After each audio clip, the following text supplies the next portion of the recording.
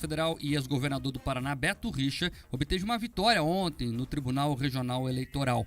Por 3 votos a 2, os magistrados acataram o argumento da defesa do político. Ele alegou a suspeição do promotor do Ministério Público do Paraná no caso. Segundo os advogados, vários detalhes evidenciaram que houve quebra do princípio da impessoalidade por parte do promotor Fernando Cuba César. O caso em questão se refere às investigações de um possível desvio de dinheiro público do programa destinado ao financiamento de maquinários para a manutenção de estradas rurais.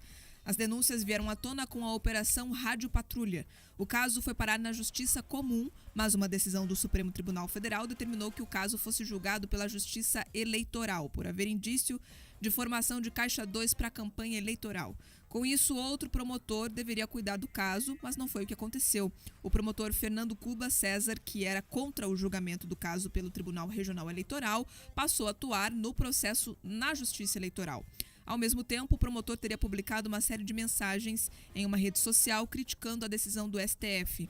A manifestação pública do promotor feriu as normativas do Conselho Nacional do Ministério Público, que veda pronunciamentos sobre casos ainda em investigação. Segundo o advogado Guilherme Gonçalves, fica evidente uma inimizade entre o representante do Ministério Público e o ex-governador. O promotor, nesse caso, ao publicar questões, além de violar uma recomendação bastante antiga do Conselho Nacional do Ministério Público, na visão do tribunal, se tornou suspeito para continuar o exercício da acusação, porque fica claro que há uma animosidade entre o promotor e um dos réus da ação, ex-governador Beto Richa, e isso viola esses princípios constitucionais que integram o direito de um acusado ser processado por uma autoridade competente e imparcial. E nesse caso, o Ministério Público, conforme o Código de Processo Penal, o promotor tem que respeitar os mesmos deveres de imparcialidade, claro que, mesmo na função de acusador, que se exige de um juiz. A decisão de ontem não põe fim ao caso, pois o Ministério Público ainda pode entrar com um recurso. Nós buscamos contato com o deputado federal e ex-governador Beto Richa, mas ele preferiu não gravar entrevista. Por telefone, apenas declarou que, abre aspas, sem dúvida fico feliz em ter tido sucessivas vitórias depois de tudo que eu e minha família passamos, fecha aspas. Vamos lá, é por isso que a gente fala tanto aqui que as autoridades do judiciário só podem se manifestar nos autos. Veja, qual foi o argumento da defesa do ex-governador Beto Richa? Que o promotor ficou lacrando nas redes sociais, aí, claro, expôs a sua opinião, e ficou claro ali que ele tinha algum problema de inimizade, ou pelo menos já tinha pré-julgado a causa em relação ao que está sendo discutido. Isso não pode. É injusto, até porque temos que defender o seguinte aqui. Se você fosse processado, iria querer ser acompanhado por um promotor que já é contra você por essência? Até porque promotor, Pedroso, ele promove justiça. O promotor vem de promover justiça. Ele não é acusador. Não é. Ele tem que promover justiça. Ó, isso aqui está errado, eu vou para cima. Isso aqui está correto, então pare o excesso do Estado. A função do promotor é promover justiça. E ele ficou lacrando na rede social, não promove justiça quando você já pré-julgou a causa. Mas a mesma regra deveria fazer também para todo mundo. Inclusive para os ministros do STF, que volta e meia fazem live. Tem um deles que foi lá no acampamento do MST. Imagina se tiver uma causa de reintegração de propriedade que acabe terminando lá no Supremo por algum motivo. Aí, qual que é a confiança que o proprietário da terra vai ter se um ministro que frequenta ali assentamentos do MST, né, e demonstra ali em suas falas uma certa amor pela causa, digamos assim, vai ter de isenção?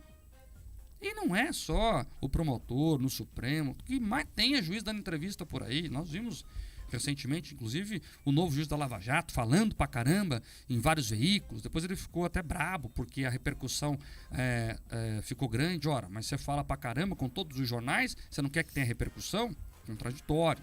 Então, é por isso que a gente reforça tanto aqui: promotor, procurador, juiz, apenas nos autos. E o que a gente está pedindo não é a favor, é só para eles respeitarem, inclusive, as leis, no caso dos juízes, a lei orgânica da magistratura. E depois, Mark, não adianta ficar chorando, reclamando: meu Deus do céu, o fulano de tal era corrupto, o fulano de tal era culpado e agora está saindo. Respeitar o devido processo legal é o mínimo para quem quer promover a justiça. E você traz um elemento aqui, Mark, essencial. Essas manifestações, elas são vedadas. Ou, no mínimo, tem que ser muito bem controladas e medidas. Cada profissão exige um tipo de sacrifício, Mark. A pessoa que é médico tem determinado sacrifício, não pode ter algum tipo de feriado. Quem é jornalista, eu acompanhei, por exemplo, o Mark ontem ficando aqui das 7 da manhã até depois das 9 quase, Marco, perto das 9. Então é isso. Cada profissão traz um tipo de sacrifício. No caso do judiciário, nos atores da justiça, é não emitir sua opinião nesses espaços públicos ou publicizados que são as redes sociais. Não dá tantas entrevistas. Então eles precisam fazer isso justamente para não serem considerados suspeitos. Agora, o ponto central de tudo isso que a gente está discutindo é isso que o Marco falou. Tem que valer aqui no primeiro grau, tem que valer na justiça eleitoral, mas tem que valer ali nos tribunais superiores. Porque é inadmissível que você tenha ali confraternizações, convescotes, como eles falam ali, entre ministros do Supremo e pessoas investigadas.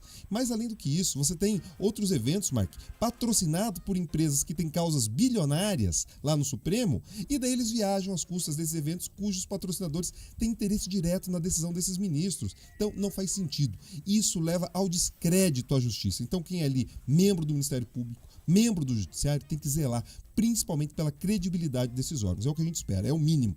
Então fica aqui o exemplo. Agora, algumas pessoas podem falar, meu Deus do céu, teve esse problema, saiu ali da mão desse promotor. Ele precisaria ter tido um cuidado maior nesse caso e talvez em outros.